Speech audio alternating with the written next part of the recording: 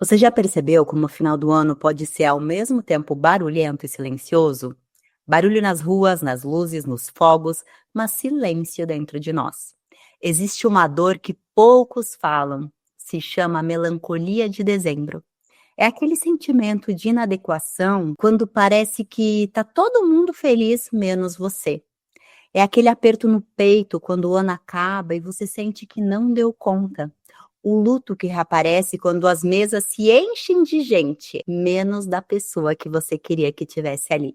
E esse é o nosso tema de hoje do Vai pela Sombra. Mas, antes de mergulhar fundo nesse episódio, eu quero te fazer um convite. Se você ama o Vai pela Sombra e sente que esse espaço toca partes profundas em você, se torne um co-criador, uma co-criadora. A nossa comunidade de co-criadores é um espaço exclusivo, onde você recebe conteúdos antes de todo mundo, participa de encontros ao vivo comigo e com a Cami, e também com os nossos convidados, envia perguntas para as nossas convidadas e ajuda a decidir os rumos do podcast. É um espaço de pertencimento e intimidade, criado para pessoas que não querem só ouvir, mas caminhar junto com a gente, construir esse projeto que desde o início a gente fala que é um projeto plural. Então, se você sente que esse é o próximo passo na tua jornada, o link está na descrição do episódio. Ou você pode também acessar no Instagram, @vaipelasombra.podcast. Eu vou adorar ter você com a gente.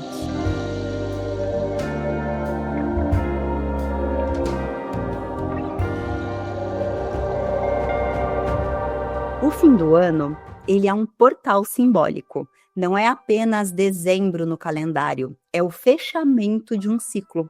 E o que acontece aqui? Aqui, o inconsciente coletivo parece soprar memórias, expectativas e frustrações também. Então, não é por acaso que as pesquisas mostram que esse é um dos períodos mais vulneráveis da saúde mental.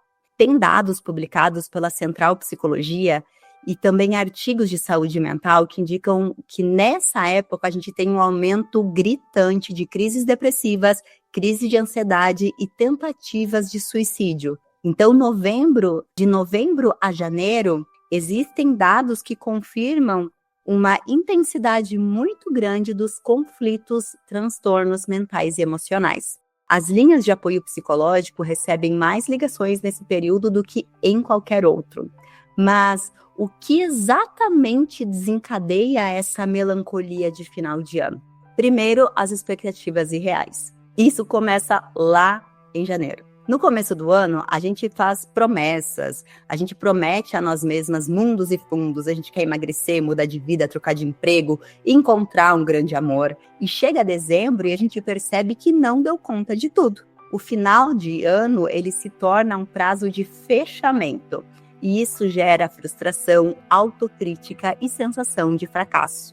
Então, muitas vezes, quando a gente está lá em janeiro e faz as nossas metas anuais, a gente não faz metas compatíveis com a realidade. A gente faz metas no nível do nosso ideal de eu, da fantasia de eu, de vida e de realidade que eu gostaria de ter. Como eu não considero que me é possível e a realidade do mundo para fazer minhas metas, muitas vezes a gente chega em dezembro e, obviamente, não atingiu esses ideais. Mas ninguém conta pra gente, ou a gente não para refletir, que eram metas ideais e que, obviamente, só gerariam frustração no final. E aqui as redes sociais, elas agravam o quadro, porque parece que todo mundo atingiu a tal da meta ideal, mesmo que ela seja diagramada no filtro do Instagram, mas mesmo sabendo que tudo isso é um filtro, parece que só eu não atingi a minha meta. Isso já aconteceu contigo? Quando você faz as suas metas de ano novo, você costuma se perguntar o quanto disso aqui é de fato tangível e realizável dentro da minha realidade? Quando você chega em dezembro, você fica com essa sensação de frustração, de descompasso, de raiva de si mesmo, como se só você não tivesse conseguido chegar lá. E o segundo fato que gera essa melancolia de dezembro é a comparação social. As redes estão cheias de mesas fartas, viagens, roupas novas, família margarina, E você vê a vida dos outros perfeita e pensa, por que a minha não é assim? O que tem de errado comigo?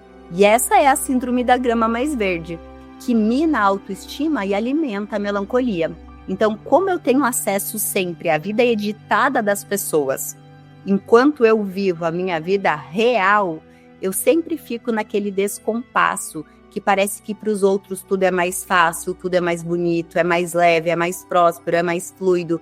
Porque quando eu estou assistindo aquela vitrine que o outro mostra, eu não estou conectada com as emoções que aquela pessoa vive nos bastidores, mas eu estou sentindo a minha emoção de bastidor.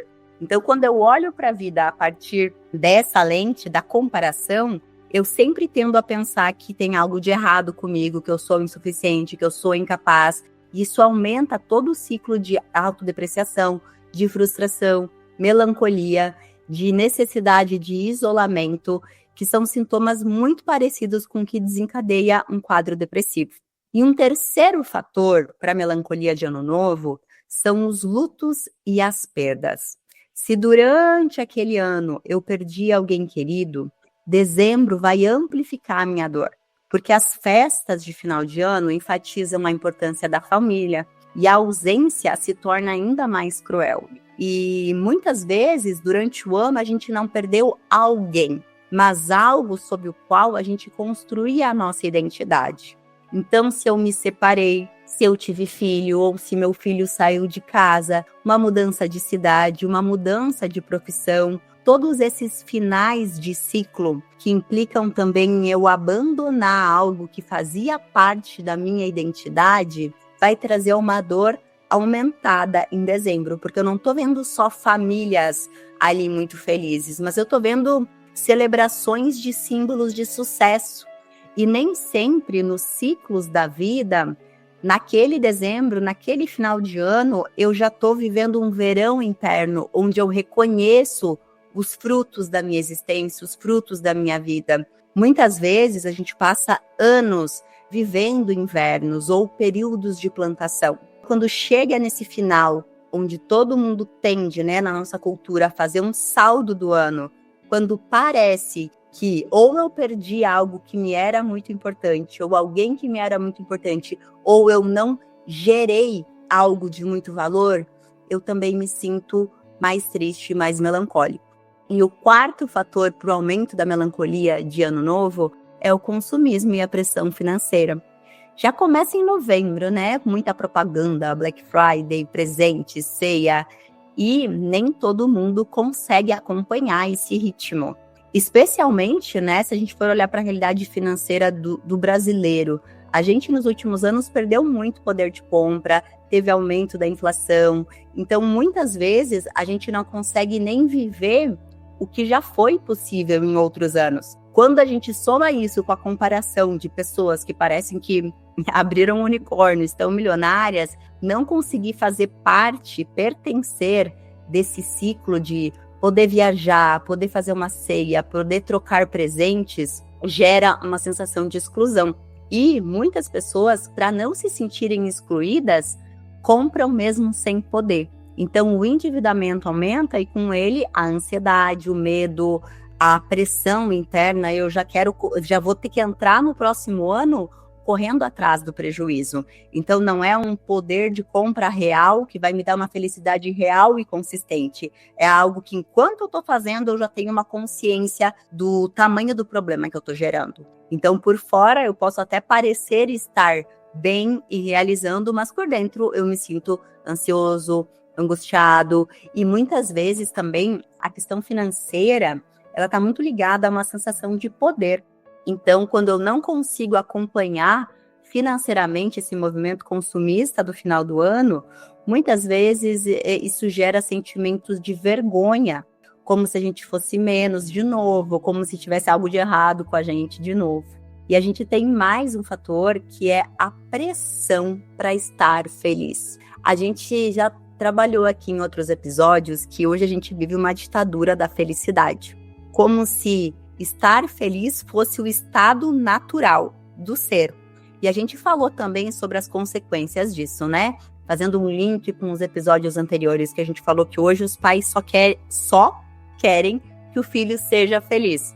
Mas como a felicidade é uma polaridade que tem na outra ponta a tristeza, então, inevitavelmente, na vida eu vou sentir felicidade e tristeza. Isso é estar vivo e estar com a minha saúde mental saudável. Quando existe uma fixação pela polaridade, pela ideia de que eu tenho que estar feliz o tempo todo ou sentindo uma euforia, isso automaticamente me faz reprimir a tristeza, e a repressão das emoções como tristeza, melancolia e raiva gera mais efeito para a nossa saúde mental, porque eu estou reprimindo algo que eu estou sentindo, então provavelmente eu vou somatizar no meu corpo toda essa tristeza, toda essa angústia que eu quero deixar na sombra. E não existe na nossa cultura época onde coletivamente mais há uma pressão para se estar feliz, para se estar em família, do que no final do ano. Então, toda essa obrigação de ter uma felicidade faz com que quem não sente alegria se sinta inadequado. E essa positividade tóxica faz com que muitas pessoas queiram se isolar para esconder a própria dor. Então, como o mundo espera que eu seja feliz, eu não consigo estar feliz agora, então eu vou ficar sozinho, porque eu tenho vergonha de aparecer e não entregar para o mundo essa felicidade. Somando a tudo isso, ali no final do ano, a gente tem uma grande quebra de rotina. E isso, para muitas pessoas, pode gerar ansiedade. Quem depende de rotina, de previsibilidade para se sentir seguro, e isso é comum em muitas pessoas, não é só em alguns graus de autismo e neurodivergência. Muitas pessoas precisam, eu, por exemplo, lido muito bem com a rotina, previsibilidade, método. Então, para pessoas com essa forma de estar na vida mais estruturada, o simples fato da grande quebra de rotina que o final de ano traz já pode ser um fator desestabilizador.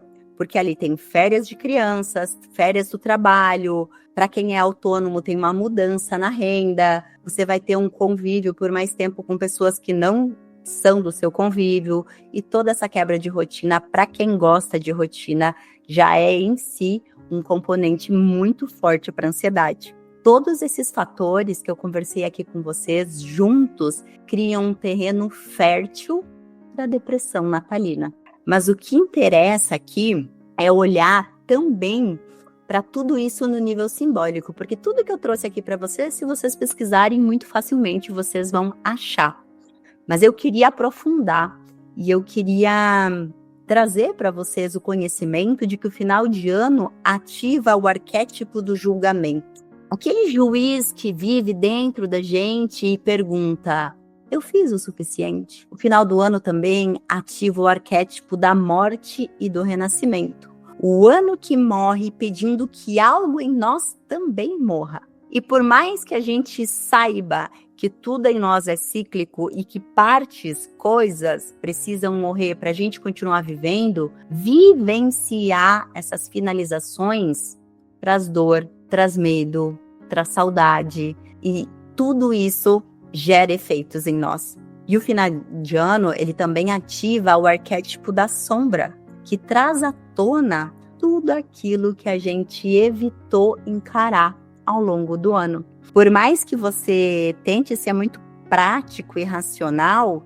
dificilmente tu vai fugir desse vetor que nos leva a refletir no final de ano, para fazer o balanço de como foi, onde é que eu tô agora, para onde eu quero ir, e encarar nesse momento muitas coisas que a gente cria uma vida acelerada bastante para não precisar ver no dia a dia. Eu brinco que a maior parte dos meus pacientes fala da falta de tempo. E ao longo da análise, eles vão percebendo o quanto eles precisam criar uma vida em que não sobre tempo, para que eles não precisem parar, encarar e sentir as coisas que de fato incomodam e precisariam ser vistas. E o final de ano, ele chama a gente para esse movimento, né? Para esse acerto de contas. E não é à toa que tudo isso acontece, e acontece já há muitos anos, que Aristóteles, séculos atrás, já dizia que a melancolia, ela é companheira da genialidade. Ele parava e observava os grandes pensadores, artistas e líderes, e ele percebeu que a maioria deles eram melancólicos, porque a melancolia, ela é algo que a gente tenta evitar, que a gente acha desprazeroso sentir, mas ela é também um terreno de criação. E talvez seja por isso que a dor de dezembro, quando aceita, quando bem atravessada, pode se tornar o útero de algo novo, com bastante sentido, com uma vivência com mais significado. E já que a gente começou a puxar um fio de filosofia, queria falar também do Sêneca. O Sêneca é um filósofo estoico que também deixou uma frase que cabe perfeitamente aqui na nossa reflexão. Ele diz que não é que a gente tenha pouco tempo, é que a gente perde muito tempo. A vida, segundo Sêneca, é longa o bastante e foi dada generosamente para a realização das maiores coisas, se toda ela for bem investida. Mas quando a gente olha para como a gente tem conseguido viver a nossa vida, para todas as nossas demandas diárias e para todas as distrações que também são oferecidas nos nossos tempos atuais, quem acha que está, de fato, investindo bem os seus segundos de vida? Talvez dezembro, gente, seja justamente o momento de lembrar disso, que o tempo não se mede em metas cumpridas, mas em presença vivida. Quando vocês olham para esse ano, para 2025, o quanto foi possível para vocês estarem vivos na vida, estarem presentes? Sabe quando você está sentada na cadeira, você sente o bumbum ali, sente a tua respiração, sente as sensações e emoções que estão no corpo, você está ali. O quanto tem sido possível para vocês exercitar esse estado de presença, de estar onde vocês estão? E como que isso aparece na vida real? Para ilustrar, vocês sabem que eu gosto muito de conto, de história, porque eu acredito que com isso a gente consegue pensar na gente também. Então eu quero contar 3 histórias para vocês. A primeira é a história da Joana. Joana tem 42 anos e esse foi o primeiro dezembro dela após o divórcio. No Instagram, todo mundo postando viagem, mesa farta, foto em família, aquele beijo apaixonado. E ela olha para a própria mesa vazia e sente vergonha. O Natal, que para Joana era sinônimo de família, agora é a lembrança dolorida do que acabou. A Joana chega na análise e me diz: eu queria dormir no dia 24 e acordar só em janeiro. O que a gente vê aqui? A gente vê atuando na vida da Joana o arquétipo da morte e do renascimento. A vida antiga da Joana morreu. A mesa vazia dela não é fracasso, é espaço liberado, é terreno fértil, é o lugar onde uma nova vida ainda não nasceu, mas agora pode. E a segunda história que eu queria trazer para vocês é do Paulo, tem 60 anos e ele perdeu sua companheira de vida há 3 natais. Cada música de sinos, cada luz da cidade é uma faca que reabre a sua ferida. Para Paulo, o Natal se tornou ausência. O inconsciente coletivo amplifica o luto, porque a data simboliza reunião e união. E o Paulo aqui vive o arquétipo da sombra. O que ele precisa? Ele não precisa apagar a dor, mas transformar essa dor em ritual vivo. Talvez acender uma vela para a esposa a cada dezembro, não para esquecê-la, mas para manter a presença dela viva em outra forma. Ele pode preparar as rabanadas que ela tanto gostava, ele pode sentar num lugar que eles ficavam juntos na sala e comer a lentilha que ela gostava, guardar as 3 sementinhas de romã que ele contou que ela sempre guardava na carteira. Existem muitas formas da gente honrar a vida de quem não está mais aqui. E transformar a nossa dor não é diminuir a dor, não é fugir da nossa dor, mas transformar em rito sagrado. E a terceira história é a história da Camila. Camila é jovem, tem 29 anos, todo aquele viço, trabalhou o ano inteiro até a exaustão. Dezembro chega e ela não sente vontade de festa, só de dormir. E a exaustão da Cami gera culpa. Por que eu não consigo sentir o que todos sentem? Mas aqui é o corpo dela que fala. O sintoma que ela sente, esse cansaço crônico, essa exaustão, não é doença, é linguagem. É o selfie da Camila pedindo pausa. Que arquétipo ela vive aqui? Camila vive o arquétipo da morte e do renascimento. Algo precisa morrer, talvez a forma de trabalhar, para que uma vida nova possa nascer. Essas 3 histórias, que poderiam ser a sua, mostram que a melancolia de dezembro não é frescura, não é falta de fé, não é ingratidão. É uma sensação humana, simbólica e coletiva. Mas o Natal não é só gatilho. O Natal também é cura. Jung dizia que o pinheiro iluminado, ele simboliza o eixo do mundo. É um símbolo do self que se ergue da terra em direção à luz. A criança divina, representada no mito cristão por Jesus Cristo na manjedoura, simboliza o nascimento da esperança, mesmo no meio do escuro. Clarissa Pinkola, autora de Mulheres que Correm com Lobos, o livro que a gente usou na primeira temporada do Vai Pela Sombra, ela traz um conto que fala da pele de foca, a pele da alma. Quem não escutou, volta lá na nossa primeira temporada, porque ele é primoroso, vale muito a pena. Nesse conto, ela fala que quando a gente está exausta, é como se a gente tivesse perdido a nossa pele. Talvez, nessa sensação, o convite do Natal seja para voltar para nossa casa interior, recuperar essa pele ou deixar uma pele nova nascer e dar espaço para as nossas novas potencialidades, para novos ciclos, para novas vidas, para novas sementes brotarem dentro de nós. E se eu tô sentindo a melancolia agora, tá? E se eu tô muito triste, se já faz muitos dezembros que eu sinto isso, ou se eu sempre senti assim, como que eu posso atravessar esse período? Bom, eu quero trazer aqui para vocês algumas reflexões e práticas. E gostaria de todo o meu coração que vocês, ouvintes do Vai Pela Sombra, recebessem isso como um presente nosso para vocês. Então eu gostaria que agora vocês respirassem fundo, se conectassem com o coração de vocês, com a alma de vocês e permitissem que as perguntas que eu vou trazer cheguem no íntimo do coração. Pergunte-se agora, o que já não faz sentido carregar? Pergunte-se o que em mim ainda não nasceu, o que pede espaço dentro de mim. Que mesa eu quero montar dentro de mim? Quem são de verdade as presenças que me nutrem? Quem são as ausências que eu preciso simbolizar para que sigam vivas de outro jeito? Sejam muito honestos com vocês e se perguntem em que momentos eu me traí nesse ano. Quais são as situações, os contextos que geralmente fazem com que eu me traia? Se vocês forem honestos, vocês vão se perceber que geralmente a gente se trai nas mesmas dinâmicas. Como que eu posso me reconciliar comigo mesmo? Qual é o sentido pessoal do Natal para mim? Para além do consumo, para além das tradições, para além daquilo que eu aprendi que é o Natal, o que esse momento significa para mim?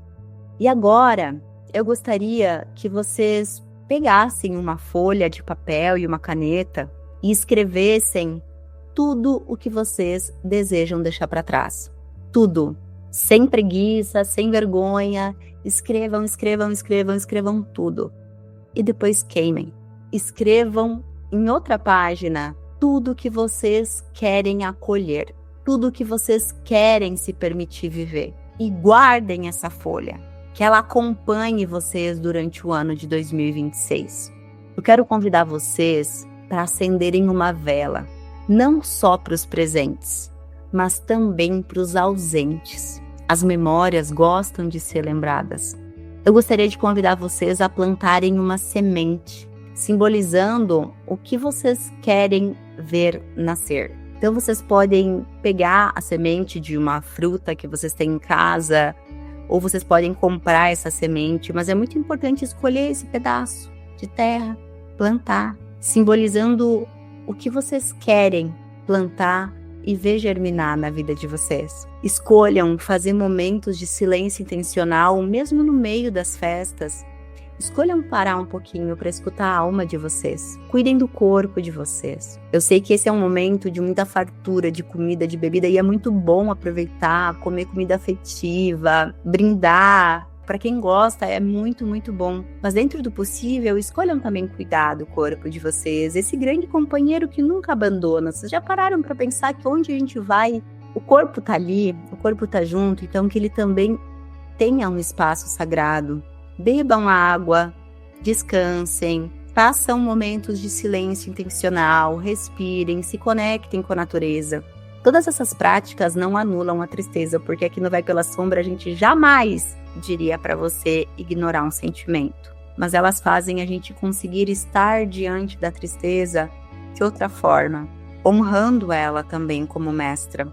Essas práticas, se feitas, elas fazem da tristeza uma travessia, um rito de passagem, um alimento para a alma. Se você se reconheceu nesse episódio, eu quero que você saiba que você não está só.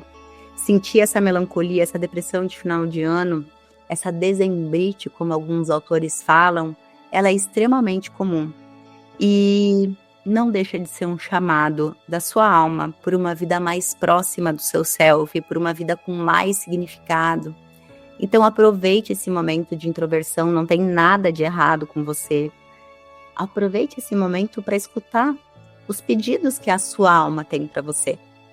E eu quero trazer aqui um último presentinho de Natal do Vai Pela Sombra para vocês, que é um poema do Khalil Gibran que eu amo muito, que fala sobre a alegria e a tristeza. E eu peço que vocês escutem de todo o coração, porque ele é muito precioso. A tua alegria é a tua tristeza sem máscara. E o mesmo poço de onde brota o teu riso foi muitas vezes preenchido pelas tuas lágrimas. E como poderia ser de outra forma? Quanto mais fundo a tristeza escava em teu ser, mais espaço ela abre para que a alegria te habite. Quando você estiver alegre, olha fundo em teu coração e verás que é justamente o que te trouxe dor que agora te dá alegria. Quando você estiver triste, olhe novamente para dentro de ti e verás que, na verdade, você chora por aquilo que foi tua alegria. Alguns dirão, a alegria é maior que a tristeza. E outros dirão, não, a tristeza é maior. Mas eu digo para vocês, elas são inseparáveis. Juntas, elas chegam e quando uma se senta contigo à mesa, lembra-te que a outra está dormindo na tua cama. Na verdade, está suspenso como a balança entre a alegria e a tristeza. E só quando vazio és, que estás imóvel e equilibrado. Eu espero que esse poema seja o presente de vocês. Eu quero agradecer de todo o meu coração, de toda a minha alma, a todas vocês que estiveram presentes com a gente nesse ano, para vocês que já estão há muitos anos, e especialmente a minha companheira Cami, e a vocês, nossas co-criadoras amadas. Tem sido uma delícia expandir o Vai Pela Sombra e não seria possível sem vocês, sem a mente de vocês, o apoio de vocês, o coração de vocês. Vocês fazem esse espaço existir. Vocês são a nossa comunidade viva, pulsante, que nos lembra todos os dias que autoconhecimento e cura são obras coletivas. Se você sente que esse é o próximo passo da tua jornada, venha ser uma co-criadora com a gente. O link, como eu disse lá no início, tá na descrição desse episódio e também tá no nosso Instagram, @vaipelassombra.podcast. E eu peço que, se esse episódio te tocou, você compartilhe ele com alguém que precisa ouvir, com alguém que pode estar se sentindo angustiado, melancólico, deprimido. Talvez esse episódio, ou pelo menos o poema do Khalil Gibran, seja o abraço que essa pessoa ainda não recebeu no final de ano. Gente, a gente se vê no próximo ano, no próximo Vai Pela Sombra, e até lá, que a sua escuridão anuncie o novo e que insista em nascer. E que a sua tristeza abra o espaço sagrado da alegria. Vem com a gente pela sombra. Feliz Ano Novo, Feliz Natal. A gente se vê em 2026.